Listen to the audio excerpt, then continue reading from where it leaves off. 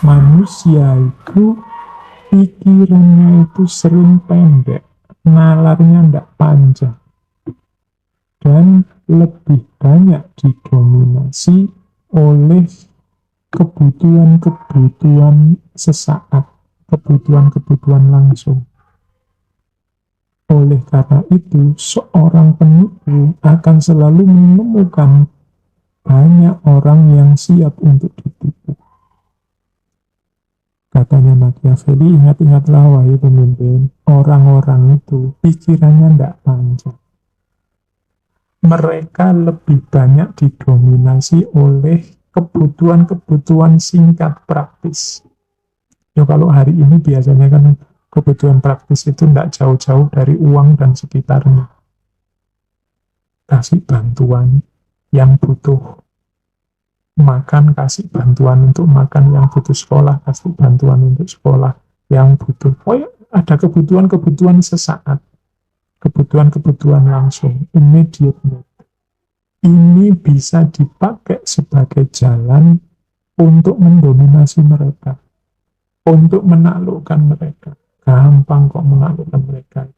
Kalau kita di Indonesia kan banyak kasus-kasus ya, misalnya ini menjelang pilkada misalnya, itu biasanya yang pinter-pinter ngerti psikologinya masyarakat kan terus bagi-bagi sembako, bagi-bagi uang, buka pengobatan gratis, buka bantuan apa, bantuan ini, bantuan itu immediate need. Ini bisa dimanfaatkan oleh para pemimpin, katanya Machiavelli. Ini saya tidak tahu cocok tidaknya menurut teman-teman, tapi Machiavelli menasihati jalan praktis pragmatis untuk menguasai masyarakat adalah immediate needs, kebutuhan langsungnya mereka. Itulah mengapa katanya Machiavelli, kalau pemimpin ini penipu, deceitful man, seorang penipu itu selalu menemukan orang yang mudah ditipu. Kenapa? Psikologinya orang nyari keuntungan sesaat, nyari kebutuhan sesaat. Kalau teman-teman sering dapat SMS gelap tiba-tiba selamat, Anda dapat hadiah, itu kan selalu saja ada orang yang tertipu. Kenapa? Immediate need tadi. Orang membayangkan, waduh dapat 100 juta, aku dapat 150 juta. Itu kadang-kadang selalu saja ada orang yang tertipu. Deceitful man will always find plenty who are ready to be deceived. Banyak orang yang siap ditipu. Kenapa orang kok jadi siap ditipu? Karena kebutuhan sesaat tadi. Oke. Ini psikologi masyarakat sejak zaman dulu sampai hari ini selalu begini. Janjikan saja kebutuhan-kebutuhan konkret mereka, meskipun itu kebutuhan sesaat, mereka pasti mau. Inilah jiwa-jiwa yang siap untuk ditipu. Itu nasihatnya Machiavelli. Bagaimana kita hidup itu beda dengan bagaimana kita harus hidup. Ia yang belajar bagaimana harus dikerjakan, apa yang harus dikerjakan dibandingkan apa yang telah dikerjakan, akan meniti jalannya menuju kejatuhan daripada bertahan. Ini maksudnya apa?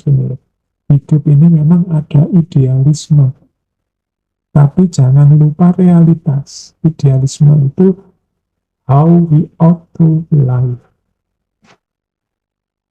Sementara realitas itu how we live, bagaimana kita harus hidup dan bagaimana kita hidup yang sebenarnya. Katanya Machiavelli, kita harus belajar lebih banyak tentang apa yang sebenarnya terjadi, bukan apa yang seharusnya terjadi. Ideal-ideal itu penting, tapi kita harus lebih banyak belajar dari kenyataan, karena banyak ideal ya dia tersisa jadi ideal, tidak bisa diterapkan, tidak bisa dijalankan. Kalau kita fokus pada ideal-ideal terus, melupakan hidup yang nyata, yang sebenarnya, katanya Machiavelli, kita sedang meniti jalan menuju kejatuhan kita sendiri. Mengapa kita tidak kompatibel dengan zaman? Kita tidak nyambung dengan situasi sehari-hari. Jadi, maka ayo banyak belajar tentang apa yang sudah terjadi. Dari situ kita dapat banyak pelajaran. Apa tidak boleh, Pak? Punya ideal-ideal? Boleh. Punya prinsip-prinsip ideal? Boleh, tapi jangan lupa realitasnya. Ya memang yang paling bagus kombinasi ya, punya ideal tapi juga bisa negosiasi, bisa dialog dengan kenyataan. Jangan ideal saja dan kenyataan saja. Karena dua ini nanti kalau tidak hati-hati kan dua-duanya jadi ekstrim. Orang yang berpikir ideal, idealis saja. Kalau tidak hati-hati ya nanti ada di kubu idealisme. Yang ini hidupnya jadinya ahistoris. Ada orang yang hidupnya realitas saja, tidak peduli ideal. Ya, kalau orang hidupnya realitas saja, tidak peduli ideal-ideal, ya hidup ini tidak akan naik kelas. Tidak akan jadi semakin baik. Hidup ini jadi semakin baik karena ada ideal-ideal. Jadi jangan salah satu yang difokusi, tapi dua-duanya. Tapi kalau harus salah satu, ya lebih banyak belajar dari apa yang terjadi sebelumnya. Karena kalau hanya orang fokus pada idealnya, nanti dia bisa putus asa. Dia bisa susah dalam hidupnya karena ternyata idealnya tidak bisa diterapkan apa adanya. Terus, prinsip selanjutnya. Jadi tampillah seperti apa yang engkau inginkan. Kenapa orang itu hanya lihat tampilannya? Katanya Machiavelli. Kalau kamu ingin dianggap orang religius, terus pokoknya kamu rajin ke masjid. Bawa sajadah, bawa tasbih, pakai baju yang meledet, seperti santri-santri, rajin kamu akan dianggap religius.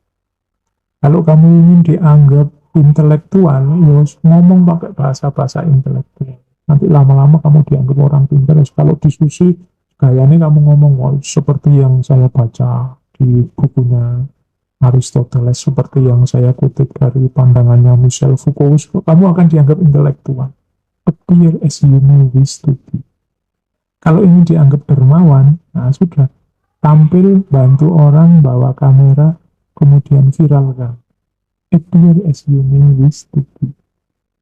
Kalau kamu ingin dianggap orang yang peduli dengan lingkungan, ya tampillah, misalnya tiba-tiba ke tengah jalan kamu bantu pasukan-pasukan penyapu jalan itu, kamu ikut nyapu, kamu ikut membersihkan, tapi jangan lupa kameranya untuk disuting.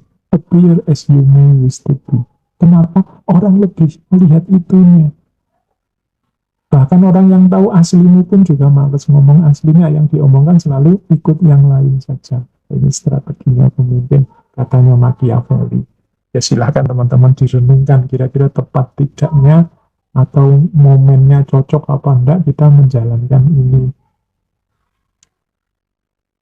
Setiap orang melihat dirimu sesuai kelihatannya. Hanya sedikit orang yang tahu dirimu apa adanya. Dan dari yang sedikit itu lebih sedikit lagi yang tidak berani melawan pandangan umum. Nah ini para pemimpin berhadapan dengan persepsinya orang yang dipimpin. Katanya Machiavelli, ingatlah orang-orang yang kamu pimpin itu. Setiap orang akan melihatmu sesuai yang kamu tampilkan, sesuai yang kamu tampakkan. Jadi, karena orang nggak bisa mendalam sampai detail ke hakikat hidup kita. Dia melihat kita, oh orang ini tiap hari ke masjid, berarti dia orang soleh. Kan kita menyimpulkannya hanya cuma itu. Oh, orang ini suka puasa Senin Kamis, berarti dia religius. Oh, orang ini kalau ngomong maki-maki, berarti dia orang jelek, berarti orang nggak bisa menjaga mulutnya. Jadi orang menilai kita hanya dari kelihatannya kita. Yang tahu kita yang asli itu hanya sangat sedikit orang. Mungkin orang-orang dekat kita, orang-orang yang pernah berinteraksi langsung dengan kita. Ini orang yang tahu tentang diri kita yang sejati. Ada lagi, katanya Machiavelli, dari sekian sedikit orang yang tahu tentang kita itu, lebih sedikit lagi yang berani melawan pandangan umum. Jadi ada beberapa orang yang ngerti aslinya kita. Tapi beberapa orang ini banyak yang tidak berani menyebut aslinya kita. Dia lebih suka ikut orang yang hanya lihat tampilannya kita. Ya contohnya gini, misalnya kita rajin, ada orang lihat saya rajin ke perpustakaan. Terus banyak orang menganggap, wah ini Pak Faiz rajin ke perpustakaan, memang dia di sana baca. Memang orang tekun Pak Faiz itu. Ini opini publik, opini umum banyak orang. Hanya sedikit orang yang tahu ternyata saya ke perpustakaan itu sebenarnya tidak untuk baca buku, tapi untuk nyari wifi gratis misalnya. Loh, ini kan ada sedikit orang yang aslinya tahu. Tapi sedikit orang ini sebenarnya kalau ditanya, Pak Faiz itu ke perpustakaan ngapain sih? Sebagian besar tetap akan jawab, Pak Faiz itu yang karena suka buku dia. Mungkin di sana yang baca-baca. Padahal dia tahu betul, aslinya saya itu nyari wifi gratis. Nah, dalam kehidupan sehari-hari itu seperti ini. Jarang orang yang mau mengambil resiko menyatakan kebenaran. Banyak orang lebih suka ikut saja general opinion, pandangan umum. Nah, sudahlah, orang lain begitu, ya saya ikut bilang begitu. Males nanti kalau saya ngomong lain ditanya macam-macam. Males nanti kalau saya sampaikan yang benar nanti malah ada masalah. Nah, sebagai seorang pemimpin kita harus ngerti situasi yang semacam ini.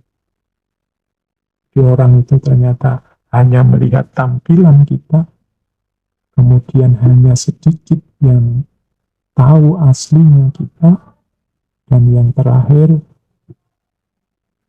orang yang tahu pun sebenarnya juga males. Kalau ingin mengungkap, dia lebih suka ikut saja pandangan itu.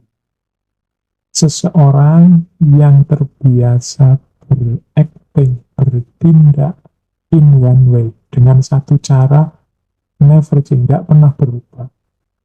Dia pasti akan hancur pada saatnya dalam perubahan. Karena tidak sesuai dengan, karena ada perubahan yang tidak sesuai dengan jalan hidup. Jadi ada pemimpin atau banyak di antara kita yang hidupnya itu mono. Zaman dulu kan ada monofonik. Monofonik itu HP yang suaranya mono, tidak stereo. Jadi ada mono, ada stereo, terus ada polifonik. Orang hidupnya yang sejalur. Gitu terus. Dia punya prinsip, dia punya gaya, dia punya style, dan seperti itu terus. Tidak berubah-berubah. Sementara hidup ini berubah. Pada saatnya, gayanya tadi, prinsip-prinsipnya tadi akan hancur. Kenapa? Situasi berubah. Sehingga prinsipnya, gaya hidupnya tidak cocok lagi. Jadi dia sendiri yang akan kalah. Saya baru baca ada sejarah seseorang yang mengaku Imam Mahdi dari Mesir. Kemudian dia ini dengan halakohnya mengharamkan pendidikan. Jadi pokoknya sekolah tidak penting, nambah ilmu tidak perlu. Jadi orang ini cukup dia ngerti dasar-dasarnya agama, bisa sholat, bisa puasa, sudah tidak usah ditambah ilmu macam-macam.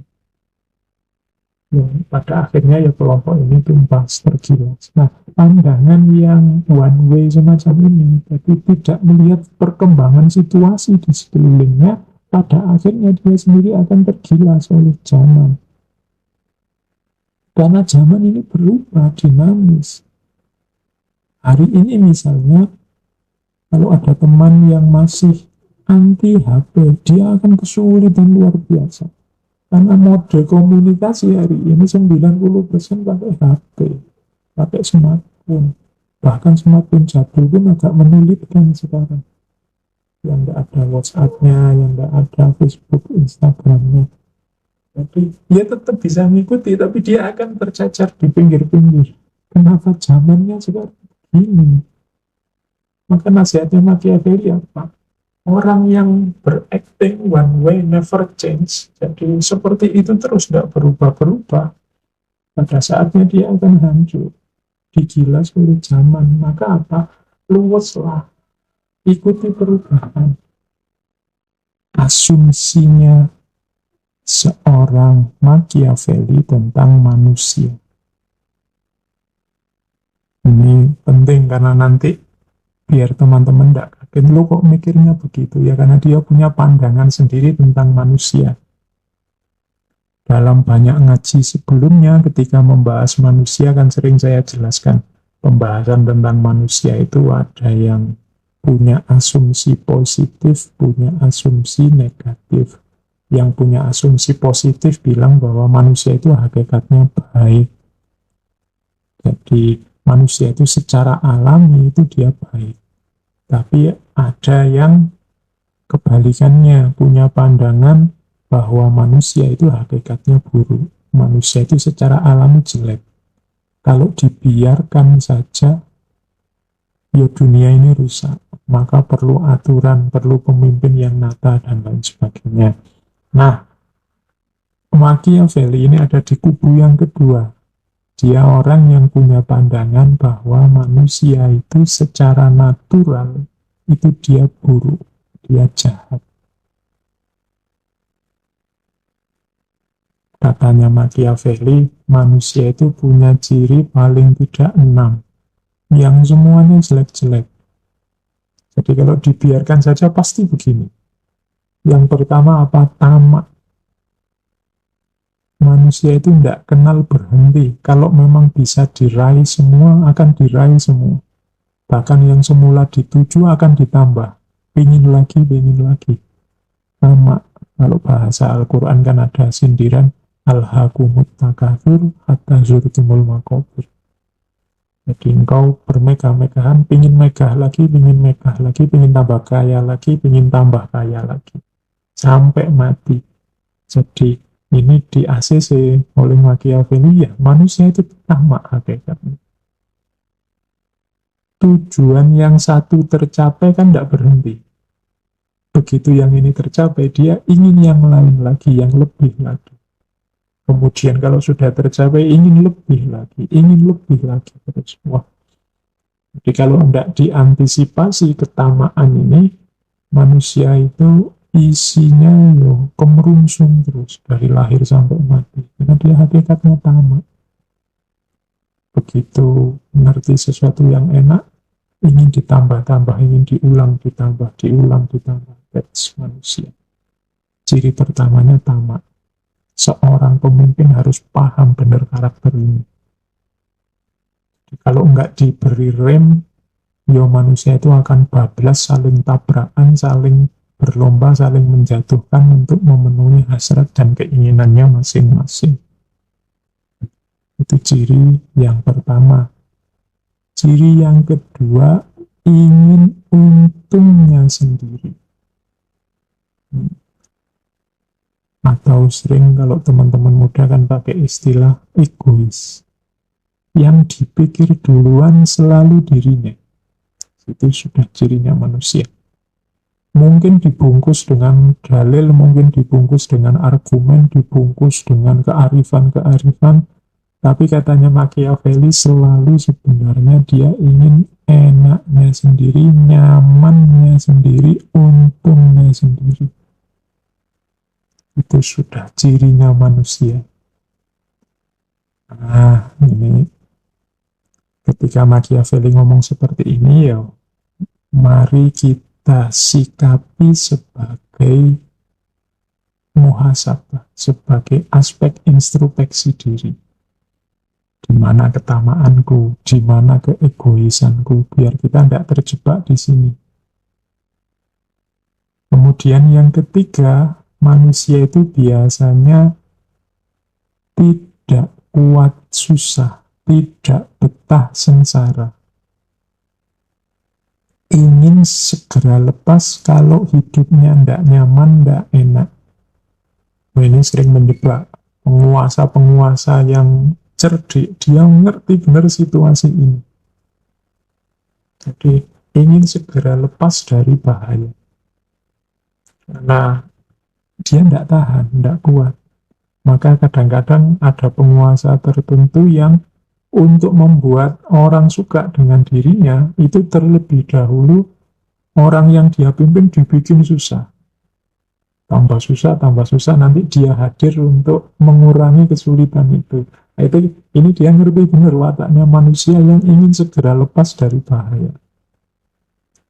Nah, itu kan ada cerita dari Nasruddin yang dulu pernah kita bahas itu. Ini filosof ulama yang lucu. Jadi suatu ketika ada tetangganya mengadu pada Nasruddin. Dia cerita begini, Nasruddin, hidupku ini kok susah, hidupku ini kok sumpek terus. Ingin rasanya lega, ingin rasanya nyaman gitu, tapi rasanya kok ruwet. Nasruddin ngasih nasihat, oh kalau kamu pengen hidup nyaman, hidup lega, kamu beli ayam 10, terus kamu pelihara di dalam rumahmu. Ya, karena ini yang ngasih nasihat filosof, ulama, dia ikuti petunjuknya Nasruddin ini, dia beli ayam 10, dipelihara di dalam rumah. Dapat seminggu tambah stres deh. Aduh, kemarin rumah nyaman-nyaman, sekarang kemana-mana nabrak ayam tambah sumpek. Datang lagi dia ke Nasruddin. Gimana ini nasihatmu? Sudah saya beli ayam, hidupku tambah sumpek, tambah ruwet. Oh, kalau gitu kamu beli lagi bebek 10, masukin ke rumah. Kenapa enggak tambah ruwet? Stop, pokoknya beli bebek. Nanti pada akhirnya kamu akan nyaman. Ya sudah, wong yo masih percaya sama Nasruddin, dia belilah bebek 10, dimasukkan rumah lagi. Oh iya, tambah ruwet rumahnya. Tambah enggak karu-karuan. Kemudian datang lagi dia ke Nasruddin. Nasruddin, pecah kepalaku, di rumah tambah enggak karu-karuan, anak istri tambah marah. Wah, kalau gitu butuh nasihatku yang terakhir. Apa yang nasihat yang terakhir? Karena tadi ayam sudah ada, bebek sudah ada, sekarang kamu pelihara kucing yang banyak. Yo minimal 10 lah, nanti masukin dalam rumah lagi. Oh, ini dia sudah setengah ragu-ragu, tapi wah ini jangan-jangan memang ini nasihat yang terakhir, ini kuncinya nanti. Belilah dia kucing seperti nasihatnya Nasruddin, 10 dimasukin rumah. Wah, sekarang ada kucing, ada bebek, ada ayam di rumah. Wah, sudah kayak perang dunia di dalam rumah. Akhirnya dia nyerah, sudah menghadap Nasruddin. Kamu ingin nyari solusi apa malah nyusahin aku sih? Gimana ini? Oke. Sekarang nasihat yang sebenarnya. Kamu sekarang pulang, kucingmu kamu keluarkan dari rumah. Jangan di dalam rumah. Sudahlah, kamu kasih ke tetangga-tetangga. Jangan ada lagi di dalam rumah. Dia pulang. Terus, alhamdulillah, yang kemarin kayak kapal pecah sekarang agak mending. Kucingnya sudah tidak ada, lebih longgar sedikit. Tapi ya masih sumpek, masih ada ayam, masih ada bebek. Dia ngadep lagi ke Nasruddin. Terima kasih Nasruddin, agak longgar sedikit. Nah, sekarang terusannya gimana ini biar lepas kamu sekali? Sekarang langkah kedua, bebeknya kamu keluarkan. Nah, terus bebeknya dikeluarkan, lebih longgar lagi sekarang. Dia lebih nyaman lagi, alhamdulillah, agak longgar sekarang. Terus ketemu yang terakhir sama Nasruddin, terus gimana ini Nasruddin, masih ada ayam, ayamnya saya keluarkan juga kah? Yo, sekarang yang terakhir, ayamnya kamu keluarkan. Nah, begitu ayam dikeluarkan, alhamdulillah sekarang lega aku Nasruddin, tidak kayak kemarin hidupku sumpek ruwet, sekarang lega. Nah, alhamdulillah kan nasihatku manjur. Tuh, ini ceritanya Nasruddin sama tetangganya. Ini berarti Nasruddin itu ngerti manusia itu punya karakter tidak ingin susah, tapi dibikin strategi untuk bikin dia lega, kasih kesulitan dulu, nanti akhirnya dia lega, terus terima kasih sama yang memberi kelegaan, padahal dia tidak sadar yang tadi ngasih kesulitan ya yang memberi kelegaan itu berarti ngerti tentang nature-nya manusia yang tidak kuat susah. Kemudian yang keempat, katanya Machiavelli, manusia itu tidak tahu terima kasih. Tidak tahu terima kasih itu maksudnya manusia itu cepat sekali, manusia itu melupakan jasanya orang lain. Cepat sekali manusia itu menganggap biasa kebaikan orang lain. Karena yang selalu muncul di kepalanya bukan orang lain, tapi kepentingannya sendiri. Selalu aku dan ego tadi. Makanya kadang-kadang orang itu habis terima kasih, tidak lama kemudian malah menyakiti yang tadi diterima kasih. Dan itu natural katanya Machiavelli, karena manusia itu selalu kepentingan-kepentingan. Manusia berbuat baik, misalnya ada temanmu berbuat baik 1000 kali, ya kamu terima kasih. Tapi begitu dia melakukan kesalahan sekali saja, biasanya yang kamu ingat dan kamu ungkit, kamu kenang selalu satu kesalahannya ini, dibandingkan 1000 kebaikan yang kamu lakukan sebelumnya. Kalau pakai pepatah kan, panas setahun, dihapus hujan sehari. Jadi kamu sudah melakukan kebaikan macam-macam, hanya karena satu kesalahan itu, semua kebaikanmu tidak dianggap. Nah, itu cirinya manusia juga. Ciri yang keempat, tidak tahu terima kasih. Terus ciri yang kelima, ini saya terjemah pakai bahasa saya, mencela-mencela. Apa ya mencela-mencela itu? Plin-plan. Kalau pepatah Jawa, esok tempe sore dulu, paginya tempe sorenya kedelai, atau esok dele sore tempe, dan kebalikannya. Pokoknya mencela-mencela. Nah, dia apa sekarang apa? Kalau pas jadi teman ngomongnya apa, sekarang agak musuhan ngomongnya apa? Mencela-mencela. Yang lebih didahulukan sebenarnya keinginan dan kepentingan. Itu manusia sudah. Maka teman-teman tidak usah kaget, loh, orang ini dulu tak dukung, tapi sekarang malah dukung musuh. Kok dia tidak punya pendirian? Ya, itulah manusia yang tidak perlu kecewa. Memang manusia punya karakter itu. Dan yang terakhir, manusia itu biasanya antara yang dia rahasiakan tentang dirinya dengan yang dia tampilkan itu berjarak. Ada bedanya. Jadi manusia itu suka menyembunyikan banyak rahasia tentang diri kita yang hanya kita dan Allah yang tahu, bahkan orang paling dekat dengan kita pun tidak tahu. Nah, itu manusia. Terus silakan jujur teman-teman dengan diri sendirinya masing-masing. Ya alhamdulillah Allah itu sangat sayang dengan kita sehingga rahasia-rahasia yang kita tutupi itu tidak terbongkar.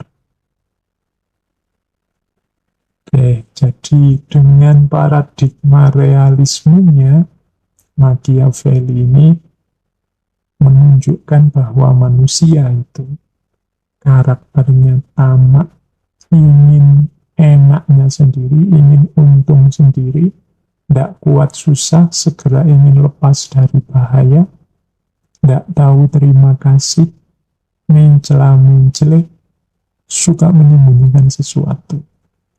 Ini asumsinya tentang manusia. Tidak ada jalan lain untuk membela, melindungi dirimu dari pujian-pujian dibandingkan dengan cara membuat orang tahu bahwa menceritakan padamu kebenaran itu tidak akan menyerang.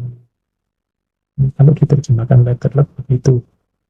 Ini kalau terus ditaruh di buku, akhirnya kamu bingung bacanya itu maksudnya apa, karena diterjemahkannya letterlek. Ini maksudnya apa? Katanya Machiavelli sini. Kadang-kadang kita pemimpin itu dikelilingi dengan pujian-pujian terus. Semua orang kok rasanya seneng sama aku, semuanya pujian tok di sini. Ini kan bahaya juga, karena para pemimpin akhirnya tidak bisa introspeksi, tidak bisa mengembangkan dirinya, tidak bisa membuat dirinya lebih baik. Karena dipuji terus kan akhirnya merasa, oh berarti sudah selesai, sudah baik. Padahal ya masih banyak kekurangannya. Cuma mungkin banyak orang tidak berani kritik. Akhirnya yang keluar pujian-pujian terus. Jadi pujian itu sama bahayanya dengan celaan.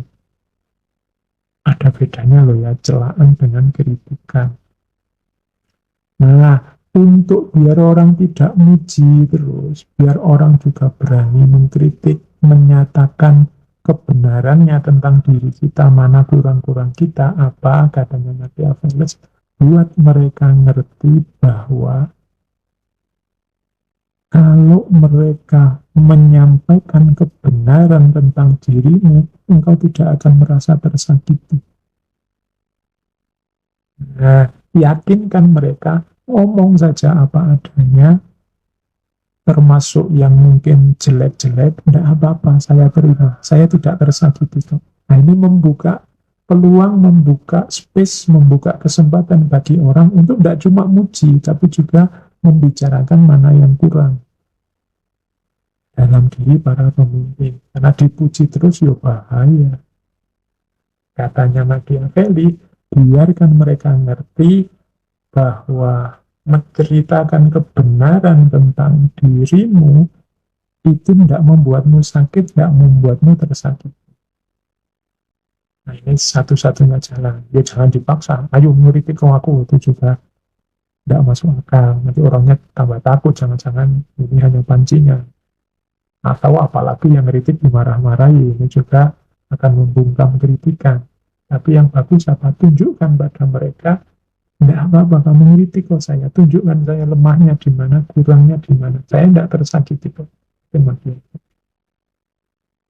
Ya kadang-kadang orang itu kan kalau ngomong dengan kenyataannya kan beda. Nah, saya dikritik tidak apa-apa kok, tapi begitu dikritik, wah mencak-mencak, tidak terima. Yo, pengalaman kita semua, tidak usah lihat kemana-mana. Kalian yang aktif di dunia postingan itu kan, meskipun kalian tiap hari keluar-keluar, dikritik tidak apa-apa, diberi masukan tidak apa-apa, wong saya itu tidak sempurna. Tapi begitu ada yang kritik beneran kan, kita pontang-panting ingin menjawab, pontang-panting ingin meluruskan, menjawab, ini kan intinya menunjukkan bahwa saya itu sudah benar. Jangan dikritik kan cuma itu. Ya sama saja, berarti kan kita masih belum terbuka. Jadi katanya Machiavelli, lo kalau ingin bagus kepemimpinan kita, jangan cuma mencari pujian, tapi dengarkan juga kritikan. Biar orang tidak cuma muji, ya tunjukkan pada mereka bahwa menceritakan yang sebenarnya itu tidak membuatmu tersakiti. Itu tadi yang saya sebut bedanya makian dengan celaan. Bedanya makian celaan dengan kritikan. Kalau kritikan itu ngomong yang sebenarnya tapi bagian yang jelek. Kalau celaan itu kan hanya memaki, jadi tidak solutif. Tapi kalau kritik itu ada unsur kebenarannya, ada unsur faktanya, ada unsur solutifnya. Ini lo tak tunjukkan perkataanmu atau perbuatanmu yang bagian tidak pas. Itu namanya kritik. Jadi kritik itu isinya kebenaran. Loh, kalau kritik isinya tidak kebenaran, itu namanya bukan kritik, tapi fitnah. Baik, kita lanjutkan. Nah, terus lebih ngeri lagi kalau manusia yang sudah punya karakter negatif itu masuk ke ranah politik. Katanya Machiavelli apa? Politik has no relation to moral. Politik itu tidak ada hubungannya dengan moral. seperti saya bilang tadi ya, ada dua hal yang berbeda antara etis dengan medis, tapi kalau ini lebih ekstrim lagi, ada dua hal yang berbeda antara etis dengan politik. Kita kan sering digelisahkan oleh kelakuan-kelakuan para politisi yang menurut kita tidak etis. Tapi katanya Machiavelli, justru politik has no relation to moral. Politik tidak ada hubungannya dengan moral. Teman-teman mesti mencurang semua ini ya. Waduh, kok bisa toh. Tapi inilah realitanya. Diingat-ingat paradigmanya realisme. Kenyataannya memang begitu. Kalau orang sudah masuk politik, yang bunyi duluan selalu kepentingannya, ambisinya. Bukan etika, bukan moralnya. Ada sih kajian khusus namanya etika politik. Cuma etika politik ini kadang-kadang sifatnya terlalu ideal. Sehingga dalam kenyataannya jadi tidak bunyi.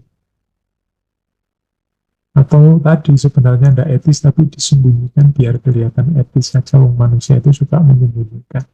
Politik has no relation to moral. Maka teman-teman ayo waspada, ayo hati-hati siapapun yang masuk ke dunia politik. Ya ini Machiavelli ngomongnya dalam paradigma realis, kenyataannya begitu.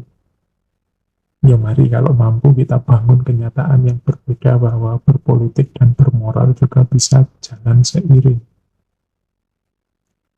Itu PR kita semua.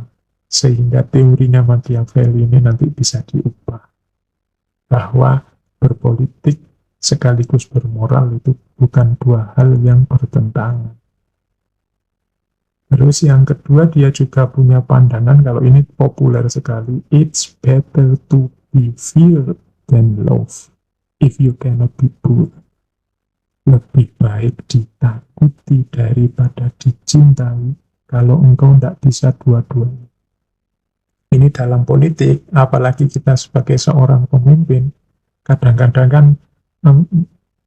bingung milih, enaknya pemimpin itu yang dicintai apa yang ditakuti. Terus biasanya juga secara idealis kita jawab pemimpin yang terbaik adalah pemimpin yang dicintai oleh rakyatnya. Kalau katanya Machiavelli enggak, ya cinta di sini diartikan mudahnya ya, bukan cinta mendalam, cinta yang tulus, cinta yang kita teorikan rumit kemarin-kemarin, tapi cinta artikan saja disukai. Enak mana jadi pemimpin yang disukai atau pemimpin yang ditakuti? Kita mungkin jawabnya lebih enak pemimpin yang disukai, tapi katanya Machiavelli tidak. Lebih enak pemimpin yang ditakuti. Mengapa? Loh, manusia itu dengan karakter-karakter buruknya tadi. Iya, sekarang dia menyatakan diri suka sama kita, tapi kalau nanti kepentingannya berubah, atau dia merasa terancam oleh kehadiran kita, wah, cinta, kesukaannya dia akan berbalik. Yang tadinya muji-muji sekarang bisa menyerang. Itu kalau dasarnya dia suka. Tapi beda kalau dasarnya dia takut. Kalau dia sudah takut sama kita, apapun kedudukan dia, apapun situasinya, dia tidak berani macam-macam sama kita. Ini saya tidak ngajari jelek ya ini. Nah, pandangannya Machiavelli begitu. Realita dalam dunia politik itu antara disukai atau ditakuti. Machiavelli milih mending ditakuti. If you cannot be good, if you cannot be good itu kalau tidak bisa dua-duanya, ya syukur dua-duanya. Ya disukai sekaligus ditakuti. Kalau ini sempurna. Tapi kadang-kadang kita harus milih enak mana jadi pemimpin yang populis sehingga disukai atau pemimpin yang ditakuti. Nah, Machiavelli jawabnya jujur, mending ditakuti saja. Kalau ditakuti orang tidak berani macam-macam sama kita. Yang kita perintahkan dipatuhi. Tapi kalau disukai, apalagi kemudian situasi berubah, rasa suka ini bisa balik jadi benci, dan yang semula muji-muji sekarang menyerang kita. Kenapa dia berani menyerang? Ya karena dia tidak takut sama kita. Beda dengan kalau ada ditakutinya tadi. Kalau ada takutnya, ya mau apa saja dia tidak berani, wong dia takut. Ini kalau jadi jargon jadi luar biasa ya, jadilah pemimpin yang ditakuti. Yo saya bilang tadi, ini cintanya hanya cinta tadi ya, cinta sekedar suka dan tidak suka, tapi nanti beda level kalau sudah cinta yang dalam, yang tulus, itu mungkin lebih penting daripada sekedar kita. Tapi makanya bukunya Machiavelli itu sering disebut buku pedoman untuk para diktator ya. Para diktator itu kadang-kadang gayanya ya seperti ini, yang didahulukan menakuti orang, biar orang takut dulu. Karena orang itu kalau sudah terserang saraf takutnya, dia sudah mengkeret, nggak berani ngapa-ngapain sudah.